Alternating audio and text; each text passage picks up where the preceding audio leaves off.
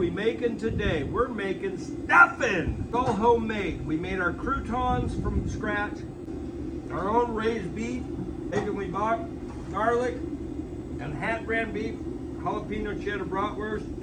We're just going to combine some of this up here, like so. Take this garlic. Got 2 eggs whipped and a cube of butter here that I'm going to add to this in here. I've got my homemade turkey broth that I'm going to add in here. I'm going to blend all this together. Put a little bit of this bacon on. It's looking pretty doggone good, people. So we've combined our celery, our onions, our sausage, our hat brand beef sausage, our hamburger, our homemade croutons, and a little bit of bacon on there.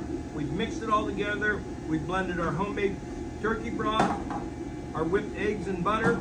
That's all gonna come together as a beautiful thing, and we're gonna go right onto the pellet grill with it. All right, our stuffing's done. We're just gonna finish that off with just a little fresh parsley. That garnish is gonna just give it a little bit of flavor. It's gonna give it that nice color that we're looking for on the table. Bam, there it is. Beautiful cast iron Thanksgiving stuffing. Happy grilling.